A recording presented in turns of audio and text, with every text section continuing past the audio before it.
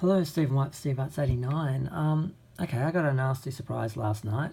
Uh, Last week, Madonna commenced her Madam X concert. Sorry, I'm a bit tired. And there was a photo ban that was announced very, very shortly before the concert actually went on, which was a bit unfair, and I and a few other people criticised that. I certainly did. Um, and it was very exclusive, and basically there were no one was allowed to take photos. They weren't allowed to take in any cameras or um, phones or anything, and they had to lock them up and everything.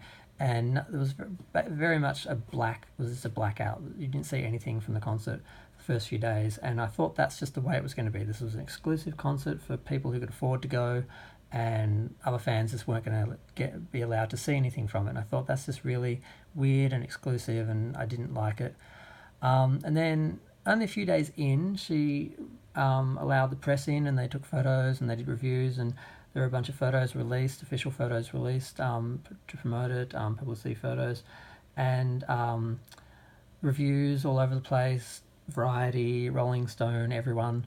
And I thought, oh wow, they're actually, I don't know what the initial like blackout was about, because now they're like showing stuff and they're sharing it, and fans who haven't seen are able to basically have a look and basically see what the show is, which kind of is the point of promoting something. You really need to have images out there and have stuff on social media for people to like and show and share and all that, and that's kind of the whole point.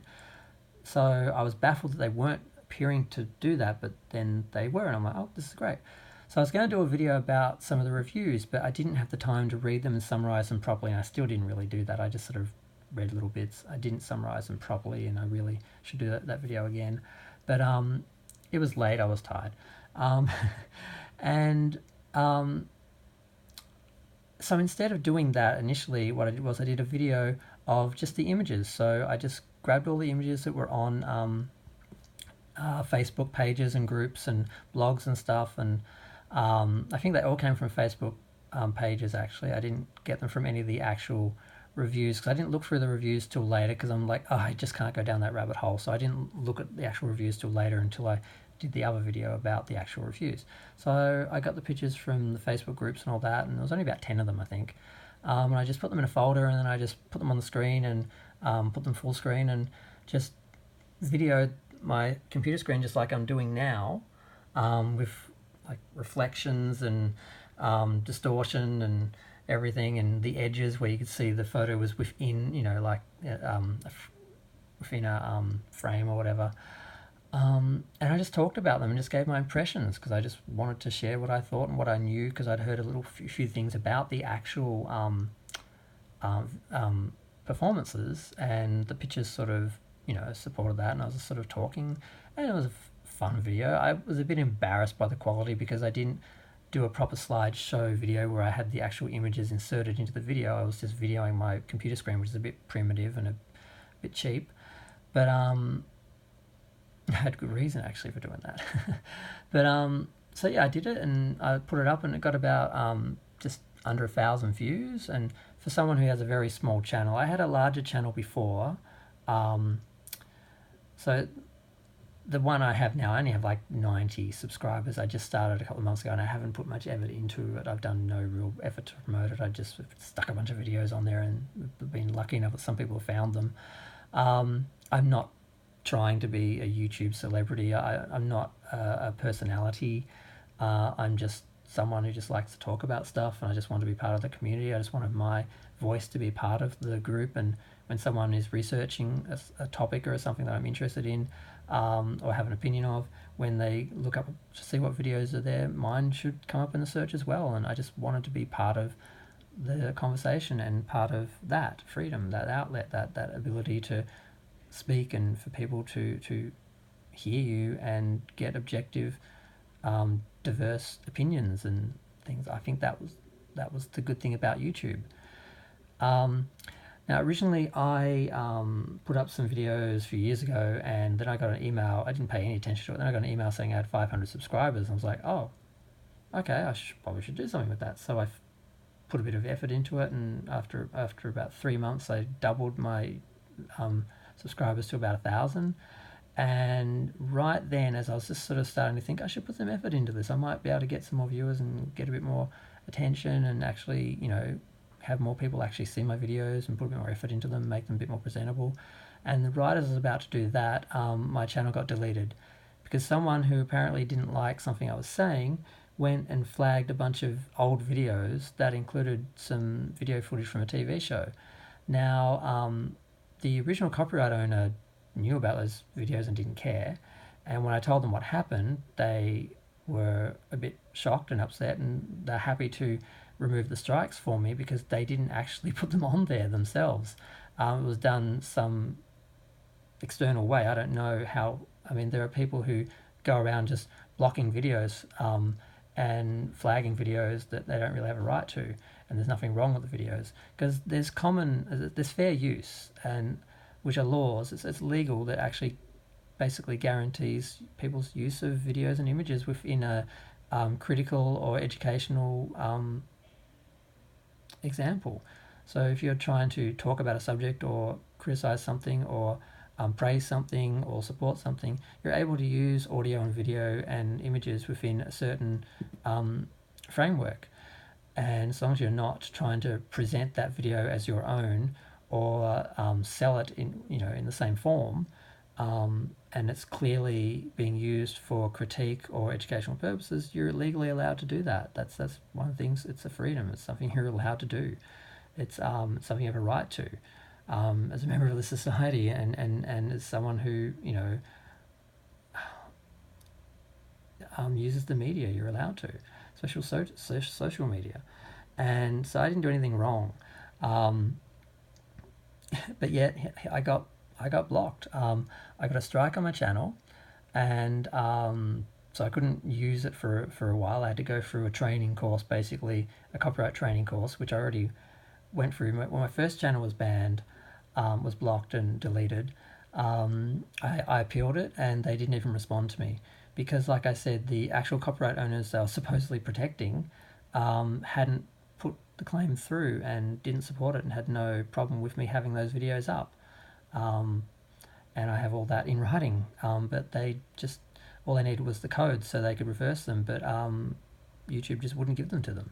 So they deliberately banned my channel, and this has happened to a lot of people, I'm hearing. If you talk about things that bigger companies and corporations don't like, you talk about their product or their show, say something they don't like, they will flag you for copyright even though you're using their material legally, morally, not doing anything wrong.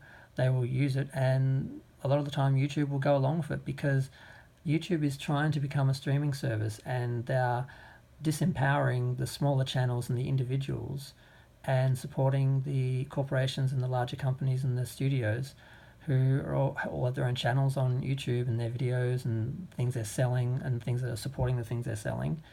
And they're focusing on them. They're changing the algorithms so things are read differently, and smaller YouTubers, their videos aren't being promoted and recommended, and their videos that are supposed to be people who haven't subscribed, they're not getting alerted that people's videos are coming up, so they don't see them. All these things are being done to disempower the individuals, the small people.